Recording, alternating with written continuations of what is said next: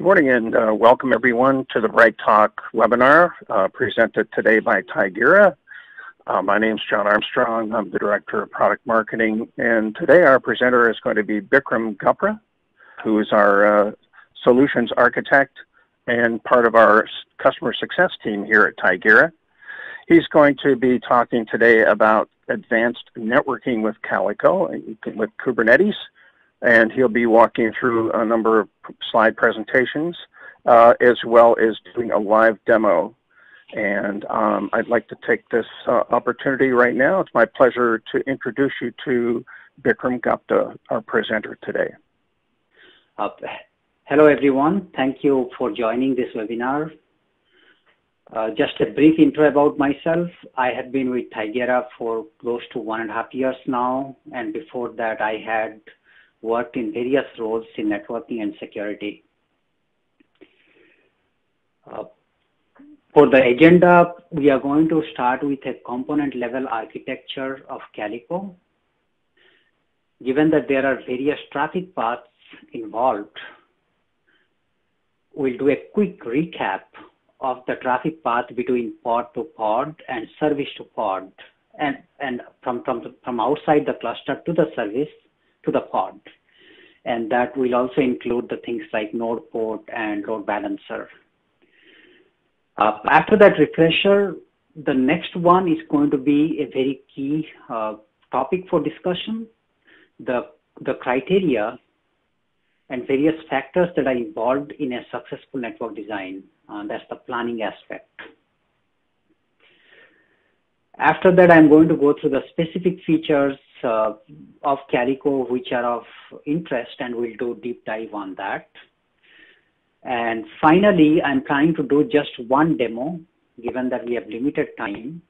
And what I'll show you is we'll start with a cluster not configured with anything, just a plain kubeadm cluster, no CNI configured, and we'll show how you can actually install Calico, configure required BGP configurations to achieve a highly available layer 3 setup. And all that will happen as soon as you just say that install Calico, everything should just work fine. And what we'll do as part of the demo is quickly review how things are fitting together. Along the way, if you have questions, feel free to ask those in the questions box, and we'll take them as they come. Expecting some level of working knowledge, and I'm guessing all of you have that as part of the prerequisites.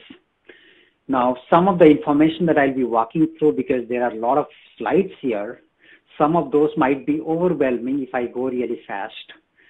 And so what I'll try to do is to explain why you need a feature and when do you need it. That's important because if you have that in mind, then obviously you can dig deeper when the time comes. By no means I claim to be an expert in Kubernetes and Calico networking. At the same time, I've been here for 1.5 years and learned quite a bit. And one thing that I learned that I want to really emphasize is that Calico networking is Linux networking.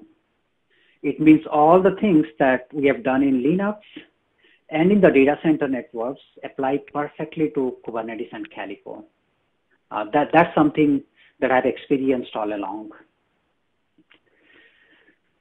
Some of the topics that we are not going to cover are eBPF, IPv6 and dual stack, Windows networking. If you need information, feel free to ask questions, and I can just guide you to the appropriate sessions that we did recently.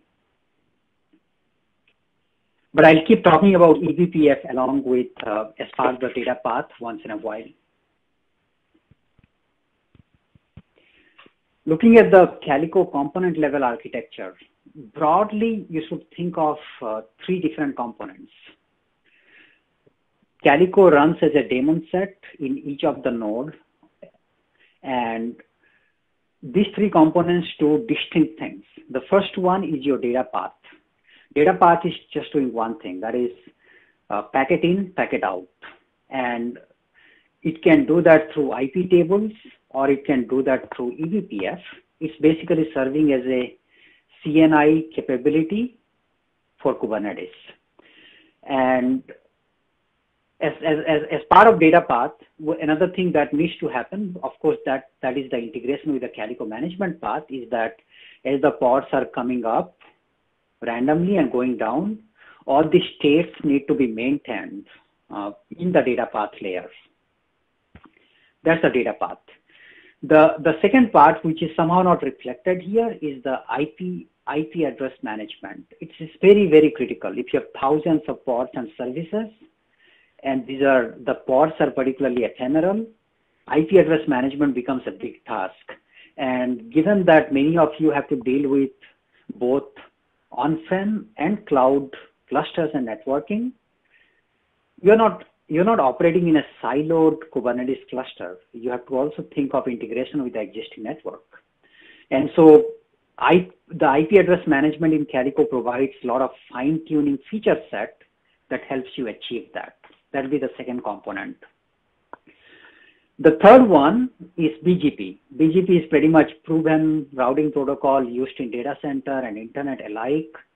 We use a well-known open source tool called Bird, and this runs as part of the Calico node. It does what any BGP software is supposed to do, but in effect, it is actually working as a BGP router for the pod networks and for the service network. And if you install a Calico default installation, all that magic of BGP is happening between the nodes, because nothing is going outside the cluster. And as the pods are coming up, Calico is using BGP as the engine to update the data path. So the management path has the knowledge of which pods are where, and the data path is updated accordingly. Now, another component that I've listed here is ConfD. ConfD is again an open source product, and we have customized it for BGP and Bird. And what ConfD does is to take the configuration that is in etcd and convert that to a configuration that's understood by the application. I'll give the example here. Anything that you configure in Calico is stored in the same Kubernetes data store, which is etcd. You don't need a separate data store. We don't create one for you.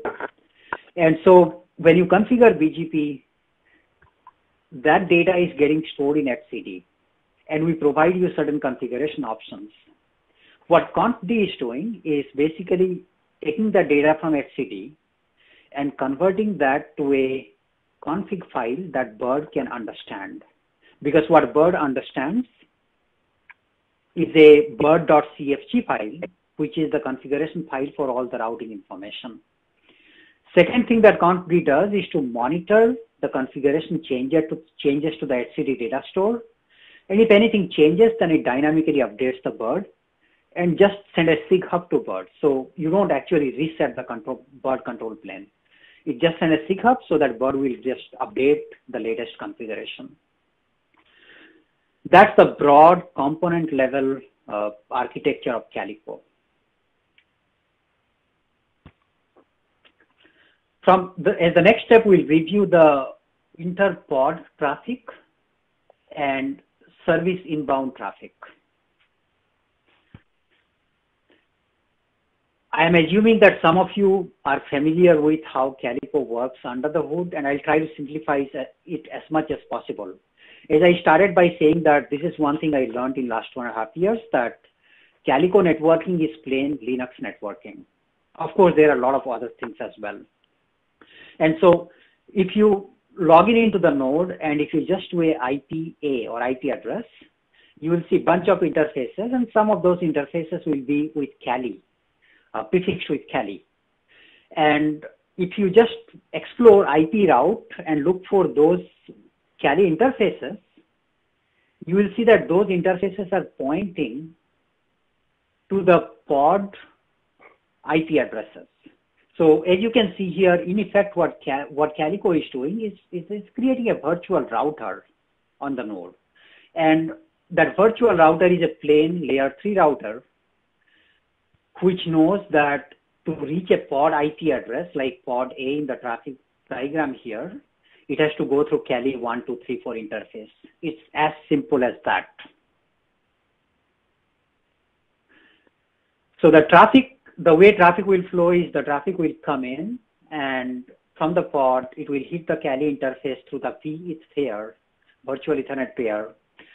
Calico node has already the data path set up, which is it will look up the data path, and then it will forward it to the next node because that will be the next hop to reach the other pod, which is in node 2. And it will go to the node 2, and then it will get delivered to the pod C. It's pure layer 3 routing in Linux. Now, just think over it. The traffic is going through the fabric. The switch that you see at the bottom, it's going through the fabric. So now what happens is that if that fabric is in the same network, like here you see 10.0.0.11 can reach to 10.1.0.12. We are just assuming it can reach. Now let's say that the fabric will need to do some kind of a routing because this belongs to different networks. In that case, suddenly we have a new problem. The problem is the fabric should know how to route the source IP address of the pod A, which is 10.48.0.1, to the destination, which is pod C, which is 10.48.0.65. How would the fabric do that? So it doesn't know. And so what option you have is just build an overlay network, which is again proven in the data center. There is nothing new in it. And the way you do that is you create a tunnel interface for IP over IP or VXLAN interface for VXLAN encapsulation. And what Calico does in the process is, as the traffic comes in, instead of sending directly to the fabric, it routes that through that tunnel interface, IP over IP or VXLAN. So what fabric sees is the IP over IP header or VXLAN header, and the source and destination IP address of the outer header being the node IP addresses. And fabric is pretty much comfortable routing that traffic. So hopefully that gave you a very high level picture on how things work, and you can make your way around by simple commands like IP address and IP route and figure out how the traffic is going through the VXLAN or the tunnel interface. And if you run into the problem and if your configuration is incorrect, I start with these basic things like IP address, IP route, tracing the traffic, and then obviously you'll figure out that whether it's getting dropped at the node or it's getting dropped in the fabric.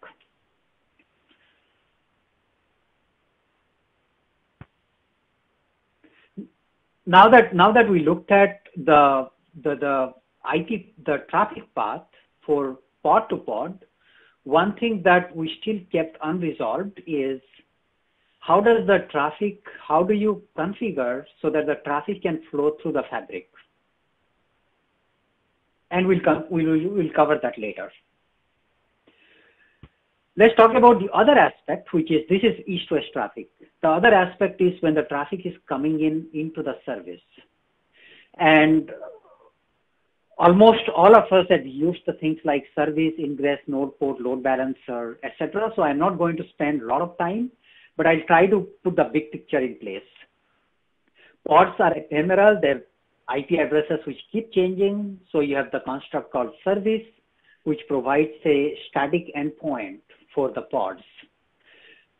The service can be cluster IP service by default. In that case, that is reachable only inside the cluster. And when you are sending traffic to a service, which is cluster IP, then the magic that happens is that you're going from pod A to the service A. The magic that happens is that the kube proxy gets involved, and we'll just see that in a moment. Go one step to the left, which is ingress. We will cover that as the last topic. One step further left, which is node port.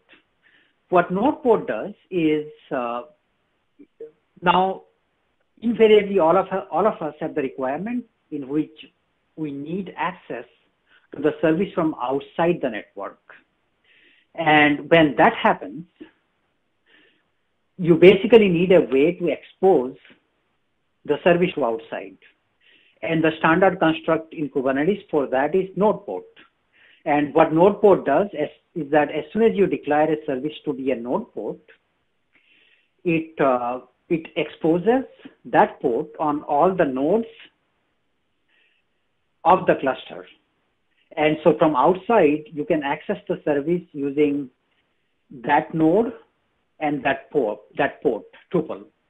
When the traffic comes to that node and that port, what kube-proxy does is basically intercept that and redirect that to the appropriate service or appropriate endpoints, which is pods.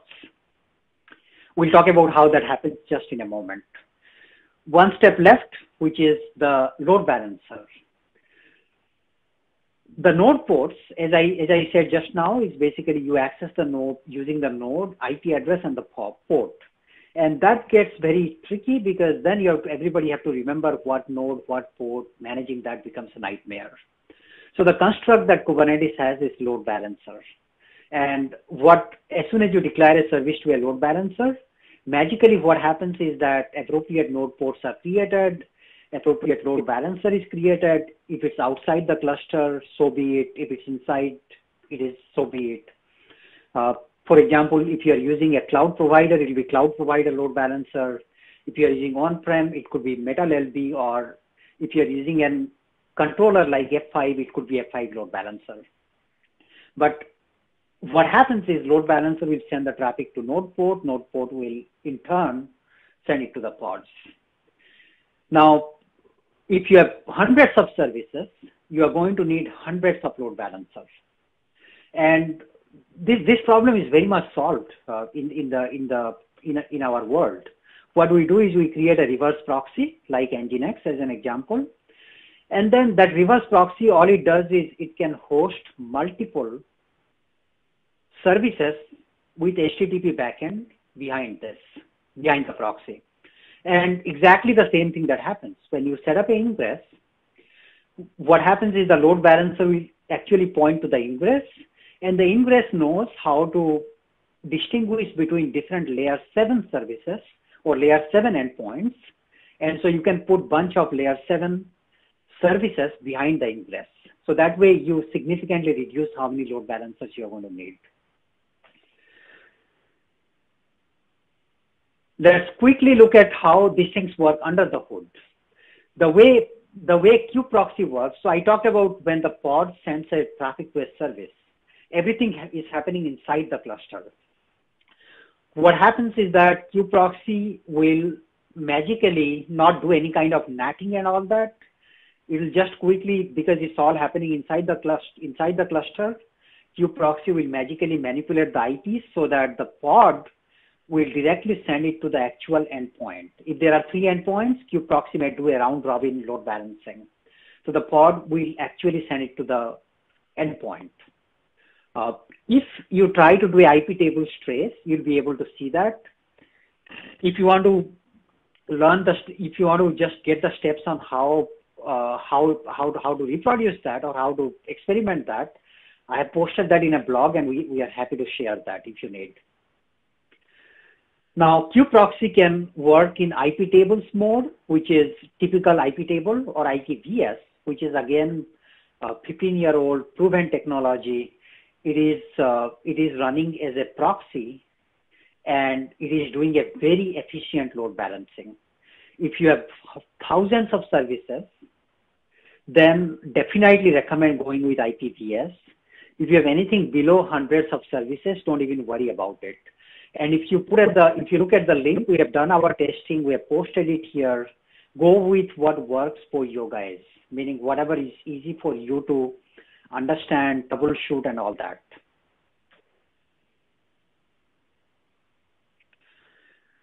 The next part is that as the traffic is coming from outside the network to inside, and when this is happening, so let me say one thing here. When the traffic is inside the cluster, what happens is that if pod A is trying to reach service A, then effectively pod A is sending traffic to another pod which is behind that service, and pod B can return traffic directly to the pod A. There is no issue there. It goes to the same contract. Contract is the connection tracking module in the IP table. When the traffic is coming from outside, though, at that time the node port gets involved, and the underlying magic is that kubeproxy will intercept that. It will know that, okay, this traffic, because when you set up the node port, kubeproxy knew it, so it put appropriate plumbing in place. It will create the DNAT structure so that the traffic that came into the, let's say the host A port 30,000 will be DNATed to pod A. Because there is a destination NAT happening, which is redirecting the destination IP address to the destination IP address of the pod A. Because that DNAT happens, if the pod A is running on the same node, that's fine. But if the pod A is running on a different node, then the pod will not see the actual source IP address of the sender. You have to just think over it a little bit. As I said, like, it might get a little bit overwhelming, but if you think over it, you realize that pod in a different node will see the IP address of the node on which the kubeproxy did the DNAT, because that became the sender IP. And when that happens, the requirement is that the return traffic must flow through the same paths that it came in. If you are thinking that can the pod in a different node can send the traffic back directly, that won't happen, because then the contract will drop it, because there is no existing established connection for that. That's the thing that you need to be aware of. The good news is you don't need to do any kind of configuration. It just works. But if you come into the question like, will DSR, something like direct server return, work for this type of a situation, you really need to be aware of that. If you are using IP tables or IPDS, that won't work. If you are using eBPF data plane in Calico, that will work. Because under the hood, what will happen is that there is no kubeproxy, or we have basically enhanced the kubeproxy. And the magic that happens is that we basically, the eBPF code that's running, it will create a tunnel, and it will effectively deliver that traffic, the incoming traffic into the node port inside that tunnel to the destination node. And so when the destination pod will see the traffic, it will appear as if the traffic has come from the actual sender. So the advantage of that is the pod saw the actual sender traffic, and the traffic went back directly to the sender, as opposed to going through all these hoops. So that's kubeproxy when it's coming through the node port. If you guys believe that you are already familiar with all this and you really want me to go faster, just send a note. But of course we won't know, because there are a lot of attendees. What happens in the load balancer is that the load balancer has a few target groups, and those target groups are nothing but the nodes which are exposing the node port. And if you go to the load balancer configuration, you can see that the target group are the nodes with the node port, and the traffic will flow exactly from the load balancer to the node ports, and from the node port it will flow through how I described in the kubeproxy.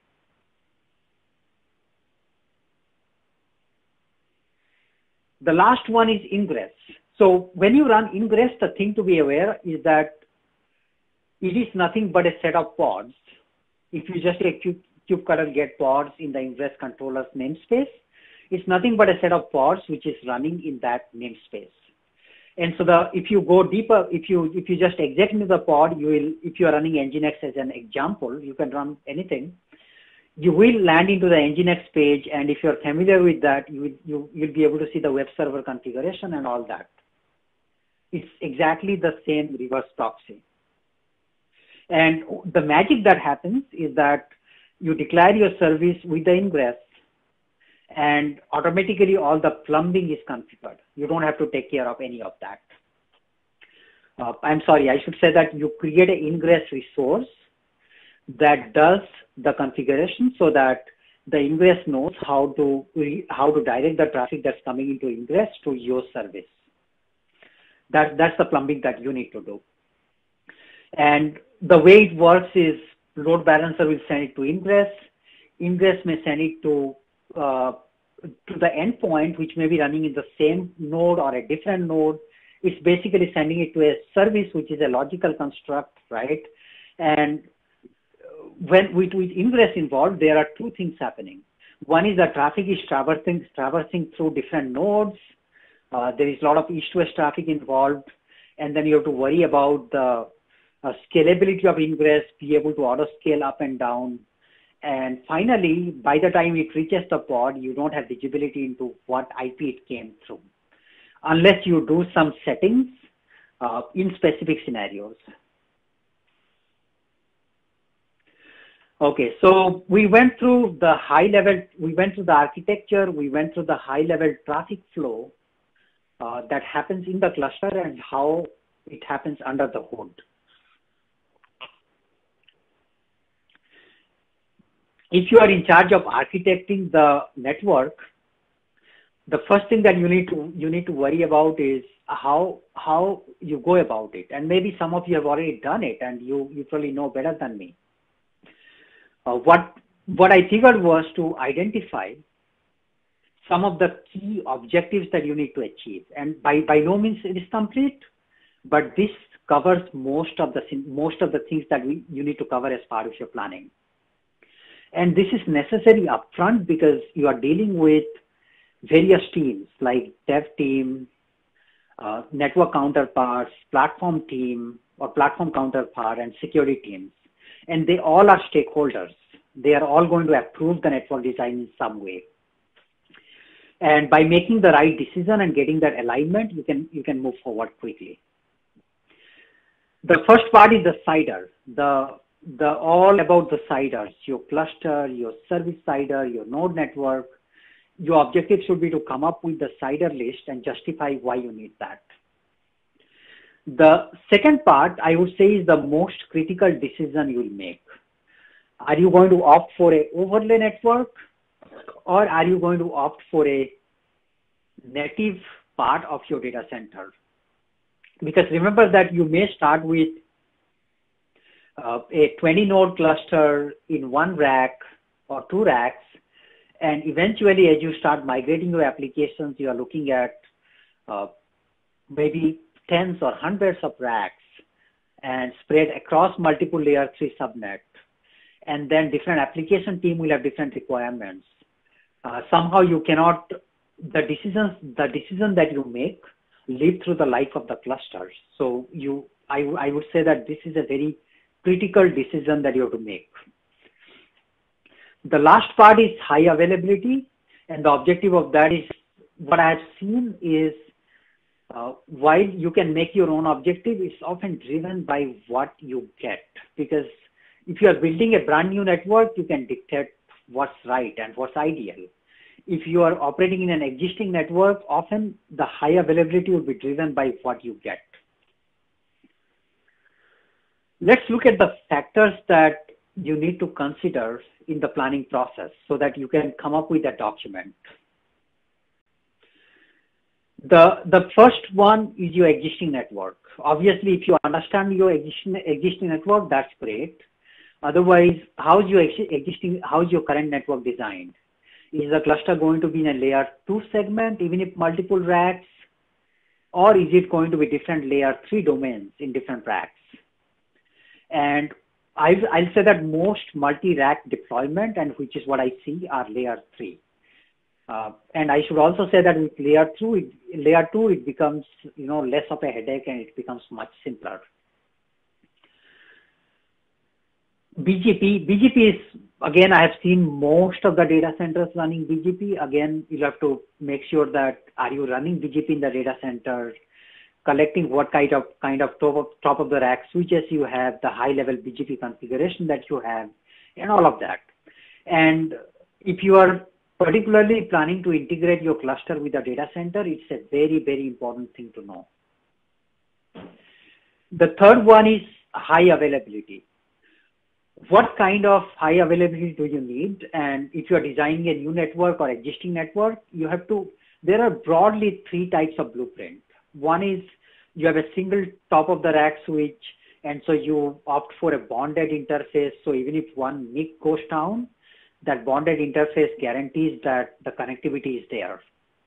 The second one is a dual TOR. There are two top of the rack switches, and all these nodes are connected to both the top of the rack switches with MLAG or VPC type of configuration, so that to the node, it looks like a bond interface. So even if a top of the rack switch goes down, the link is still up. The next one is you go all the way layer 3 to the node. And in that case, from the node, what you see is different layer 3 links to the top of the rack switch. And you have to do the magic so that you have layer 3 ECMP from the node to the top of the rack. And that means you're basically getting your entire data center in layer 3, and you're using BGP. As much as possible, your network team already have a blueprint, and you want to stick to the similar type of HA architecture, unless you have the influence to change it. Now, I've engaged in the network design where they're building a brand new data center. In that case, obviously, they go with a proven blueprint.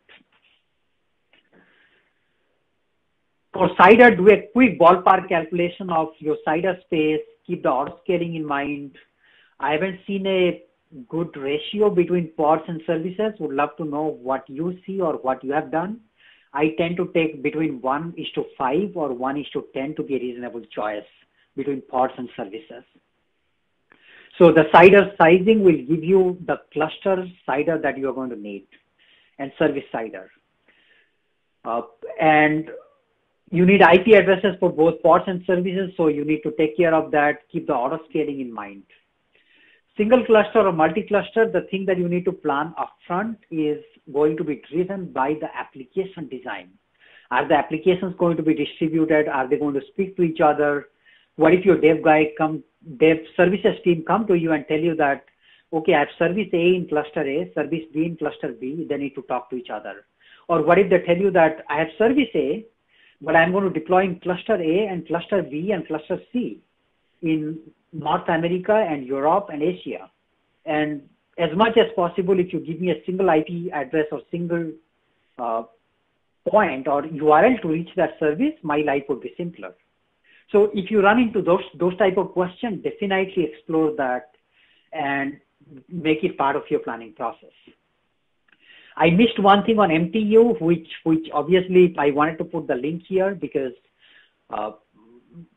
some of you may be curious about MTU for both eBPF and IP tables and all that, and that link describes that. A long story short, MTU of 1500 is going to make a significant difference from MTU from 9000 when it comes to performance and the CPU utilization. It's going to make a significant difference. I'll say 100%, meaning 2x. And so if you have standardized MTU and that somehow happen to be on the higher side, that's a blessing. And by all means, use that feature in Calico so that you get 2x more performance. Don't discount it.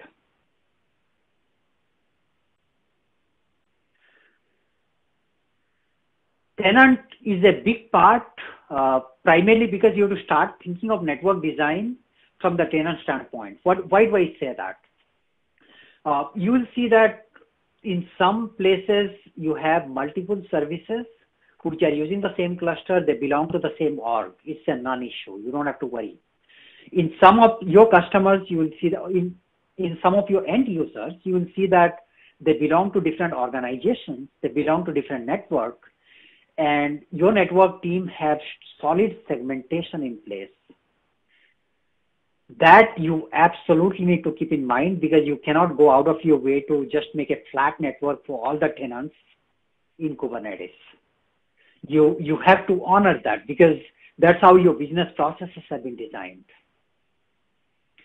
And sometimes that might go deeper as well, wherein they might, and I have seen this particularly for telco deployments, where they might say that they need the network segregation at a so-called OS layer itself. They need to belong to different virtual segments inside Kubernetes. That's a different discussion that needs to happen on a one-off basis. Basically, you're looking at creating individual VRFs for individual tenants. But most of the scenario I have seen is the segmentation, and you have to definitely explore that and document it and plan your network design. The next one is just quickly checking time here. We have 20 minutes to go, and John, keep me honest here. I'll try to wrap up the slides so that we can spend 20 minutes on the demo or 15 minutes on the demo. So the next one is applications. Only thing to keep in mind is what kind of application connectivity requirement. Is it only HTTP? Is it VoIP, gaming traffic, UDP protocol? And more specifically, it will also come into play if you are thinking of ingress, because ingress only covers HTTP. So if there are additional requirements and ingress is not enough, then you have to think of load balancer, and then, or you may have to just think of exposing the services directly using service advertisement in BGP. The last one is security requirement. I would say that this stumps quite a bit. You will see that often us, meaning all of us, have to go back and forth a lot of times, because what happens is we are dealing with a lot of stakeholders and we are learning things as we go along. That's a good thing. I mean, nobody knows everything on the day one. You talk to different people, you learn different things. Nobody has everything in their mind, all the things. And so what I have learned is that some things you should definitely ask and try to probe deeper is, one is IP address visibility of the pods is a requirement. That's going to change everything. If your security team is mandating that they need IP address visibility for the pods, again, ask why, right? They might be sticking to the old things saying that, oh, we have this tool that can only understand IP address in the network. Try to question that, because as part of your Kubernetes security and network design, you may be thinking of the tools that give you the actual native pod level visibility. And if you share that information, maybe they'll be open to it. So not only stop at asking the question and then taking that and going back to making your design, even go deeper and try to convince them. The second is pod to IP for identity. The reason this is important is because I've seen it in very subtle situation in which customers have existing inventory tools. And unfortunately, those tools don't understand pods. And building a Kubernetes cluster, you can build in 10 minutes with a automated tool. But you have to ultimately operationalize it. When you're going to operationalize it, all this is going to come into picture. The operations team are going to use existing tools. Those tools don't understand IP address. So unless as part of your platform design and integration, you put that pod integration in place into existing tools, you have no choice but to build the network design so that IP address is preserved in the network so that those existing tools can work.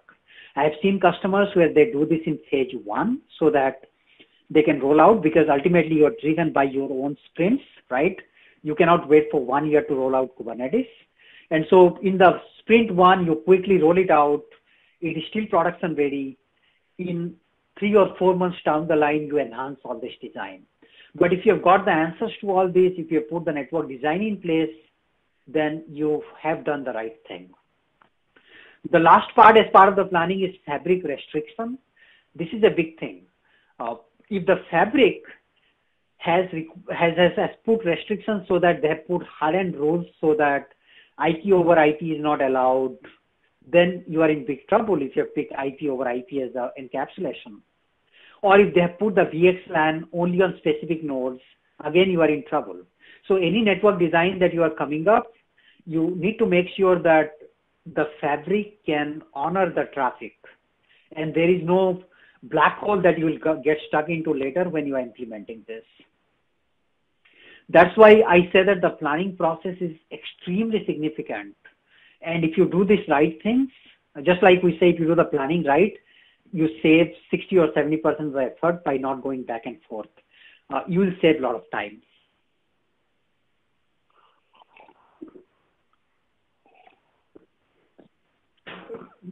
Now let's try to go into the individual features of Calico, and in that process, I'll try to stick to why, so that you can keep that in mind and go back to the individual or dig deeper into configurations when you need that. So IP address management, very broadly, as we spoke about, pods need IP addresses. Calico IP address management module take care of it. By default, the nodes are given a CIDR block because you need to manage the IP addresses across the nodes. So by default, given that in Kubernetes, you assume a ballpark, anything between 30 to 60 nodes per, 30 to 60 pods per node. By default, we go with 31 pods, which is 26 CIDR block. And so we allocate that so that we can manage it efficiently. Now, what happens if a node crosses 31 pods? We allocate one more block to that. Now it has got 62 pods or capacity. Now, so that allows us to aggregate this as a CIDR block into the node so that we don't have to create the routes in the fabric. Even in the Calico for individual nodes, we can actually aggregate it. Now, what happens if you have exhausted all the pools? You have a big problem there, right? And so we use something called IP stealing. I'm not going to go deeper into it because it may so happen that some nodes are using 10 pods, some nodes are using 60 pods, and you don't have any more IP blocks. So we use IP stealing so that your life can still go on, and we'll do all the plumbing in the IP table and IP routing so that there is no black hole. But what happens if there's a black hole in the fabric because you're not controlling that, right? And so we provide the option so that you can disable the IP stealing. These are like way more advanced specific discussion that I see in 1 or 2% of the customer. If you run into it, know that the plumbing exists for you. You can make your way around it. And then IP pool also allows you to dedicate IP addresses like static IP, floating IP. These are fairly simple names that you may correlate with standard nomenclature. The other part is if you are forced to design an architecture so that your existing network understands or your existing tools understand the IP addresses because they might have allocated IP addresses for certain business applications. And all you are doing in Calico is you are giving the IP for the namespace as opposed to default. Now Calico is allocating for that namespace, irrespective of the node, it's allocating IP from that pool. That's a big deal because when the traffic is going into the network, the moment you see that IP address for troubleshooting, debugging, inventory management, reporting, that IP belongs to that business application. I'll run through these quick slides quickly in the interest of time so that we can move to BGP. I didn't talk about the IP pool, how you can allocate it on a per node basis. Invariably, when you are doing a multi-rack architecture, most of the time it's layer 3. So how do you actually go about allocating different layer 3 blocks to different racks? It's as simple as in the IP pool, use the node selector. That's all that this slide says. And hopefully you understood why you need it, because the network demands it. The next one is, I already spoke to you about this, so I'm going to skip this. The next one is static IP or floating IP. There are a lot of different scenarios you're going to need static IP, like VoIP, like gaming application. You're going to need floating IP. Let's say you have a database pod and you're going to tie the same IP to that even when it gets rescheduled. You use the floating IP, which is accessible outside. And Calico provides you this annotation mechanism so that you can actually use both static IP and floating IP. Now let's talk about the BGP to the node. It is the same BGP that you know of. And what's happening here is that you have thousands of pod IP addresses, you have hundreds of service addresses. You have decided that you are going to advertise this to the rest of the world, meaning your data center, so that you know about it, so they know how to reach it. And so you have to do some kind of BGP design. Those of you who do it in the regular network, you know how complex it can get, right? And I explained why you need it, because at the bare minimum, when the traffic is going from rack 1 to rack 2, if BGP doesn't know, it's going to drop that traffic. If the fabric doesn't know, it's going to drop that traffic. But there are more things to it. Like now that you are running BGP and you are good at BGP, you would like to do hundreds of things, right? And one of the most basic things you like to do is you have all these services running. Instead of running load balancer, ingress, and all that, can you actually advertise these services? The good news is with just one annotation, you can actually do that. I take it back. With just one spec, you can do that. And what if Calico doesn't provide the configuration tool and you want to do some kind of configuration? We provide something called custom template. I spoke about conf.d and all that, how conf.d translates. There's a documented process in Calico Enterprise on how to do that. It is actually straightforward after you do it for the first time. First time, it's going to trouble you a lot. So it's always better to seek the documentation and try to make it work. After that, if you understand Word, if you understand templating, it will be pretty easy to do that. Saying that, I have seen fewer and fewer accounts where we need to do that. Now, I spoke to you about one thing when I said that you have multiple clusters, your services teams are, your service owner comes to you and tells you that I am going to run my service in all these in Asia, North America, and Europe clusters. And can you give me just one endpoint so that I don't have to really worry about, all these different services in different clusters? And the answer to that is BGP. You are simply running you are simply giving that service owner one service endpoint or IP address, and that service IP is available in all the clusters. You are using BGP to advertise that service IP to your network. In your network, in your DNS, you have configured a DNS name, and so that DNS name points to all those endpoints, meaning all those cluster IP services. And now anytime somebody tries to reach that service IP or reach that DNS name, the network itself will route it to the nearest cluster. You don't have to worry about it. I may have mixed up a few things here. You can do that using service cluster IP. You can do that using a single static external IP. And external IP is a Kubernetes construct that allows you to allows kubeproxy to route the traffic to the pods as soon as traffic comes to that external IP.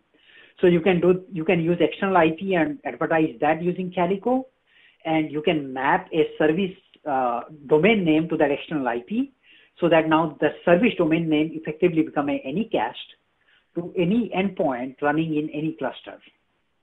The network will take care of routing. So that's very, very powerful, because if you think of trying to do that without BGP, you are looking at trouble, meaning it's a lot of work. And I don't know a proper way of doing and maintaining it. All the slides that describe here, go through it in some more details, and I'm going to skip it for now because I want to spend some time on the demo. There is one thing that I want to talk about, which is sender IP visibility on the traffic. And if you look at this, if you look at this, I spoke about advertising the cluster IP through BGP. So your network knows that it can reach the endpoint through any of the nodes because the cluster IP is being advertised. So what happens, if you recall the kubeproxy thingy, you will see that kubeproxy will do by the time kubeproxy will send to the pod in another node, it's going through one hop, and the source IP would have been lost. What the pod will see is the source IP of the kubeproxy node. And this is definitely a problem when you are doing the default configuration. Now think of it. should you be doing it, right? I leave it to you because it depends on how many services and how much of east-west traffic going on. Some customers have told me, and I know for a fact that some large providers do it, which they have posted in YouTube, is they try to use a construct called external traffic policy to local, because this intermeshed traffic became overwhelming for them. I mean, there's just too much going on. You can actually do something like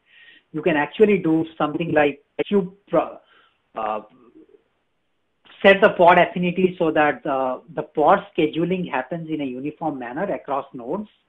And instead of doing all that, you just do, I'll just go to that slide so I can show it there. I think I somehow missed it. Yeah, here.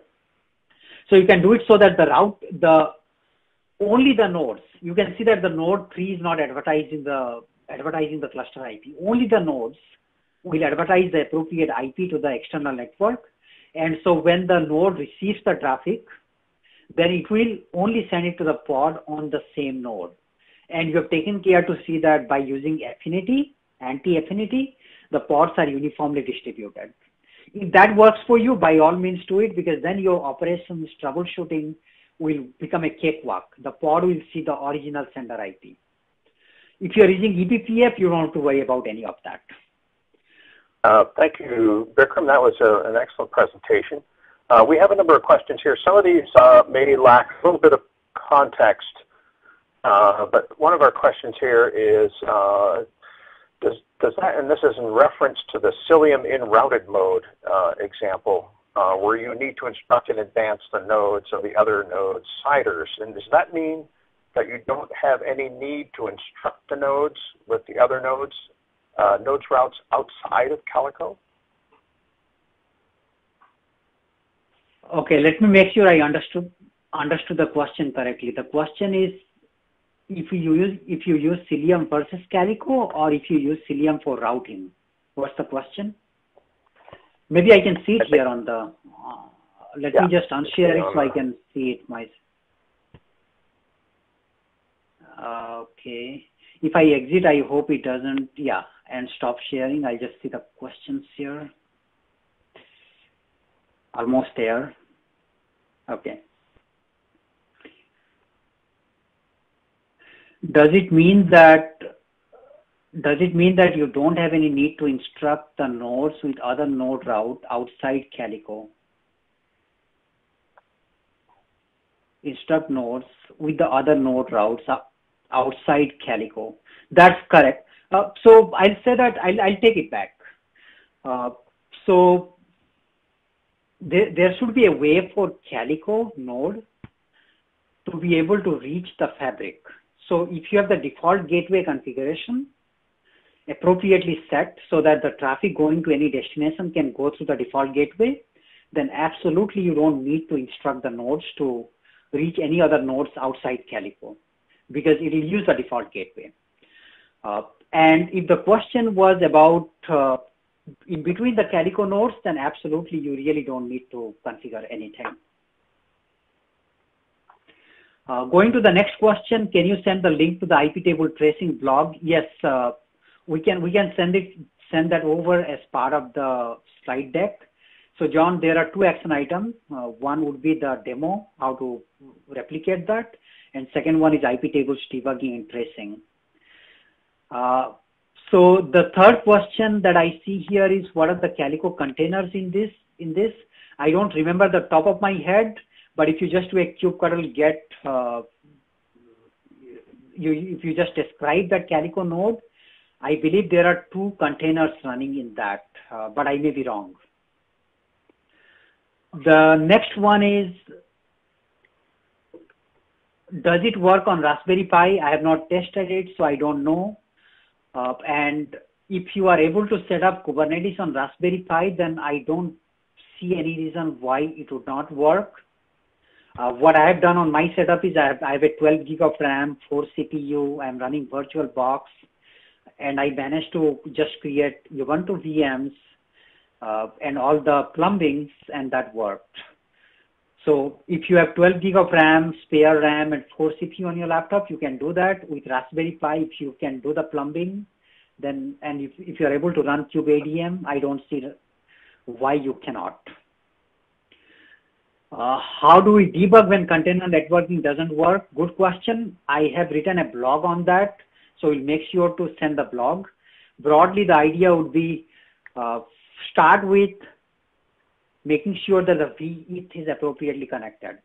Or at a broader level, start with making sure that your Calico components are running, because if that's broken, then everything is broken. Second is make sure that if you are new to the cluster, what type of encapsulation is configured, because IP will be different than VXLAN, would be different than native. And then the obvious thing would be you can quickly look at the IP route command to see that or IP address command to see if there is a tunnel interface or VXLAN interface, or if there are no interfaces. Then your objective would be to quickly find out if the traffic goes out from the node, which path it follows, and you can do that using IP route command. If all of that seems to be set, then you'd like to go deeper into IP table and look at some of the basic things. Like sometimes it doesn't happen always, but if it has to happen, you have no choice but to go deeper. And so you'd like to know that, okay, how do you map a container, or how do you map a pod into the IP table chains? There are explicit 2 or 3 steps to do that. Standard copy and paste. I can show you that. And that combined with tracing will give you enough ammunition to go through it. In what ways Calico is better than Flannel? Flannel is something that you want to get up and running in the development setup, and because it's so simple, it uses an overlay encapsulation. You don't need anything. It's pretty good. But remember that it uses an overlay encapsulation. So what you're getting in the end host is something which is an IP address that you cannot reach from your network. You have to go through load balancer. And what we have seen in customers is as you start scaling, then you run into performance bottlenecks. Then you start getting requests from the application streams that requires you to rethink how you design your network. And so we have offered a feature so that you can do a live migration from Flannel to Calico in the running cluster. You don't have to rebuild the cluster. We do need to wrap up before the platform closes. I'd like to thank everyone for joining us today. And Vikram, thank you so much for your excellent presentation. We have a number of upcoming events online at Tigera over the next few weeks. Please visit our website at www.tigera.io and the events page and learn more. Once again, thank you to Vikram and our audience today. Thank you, everyone.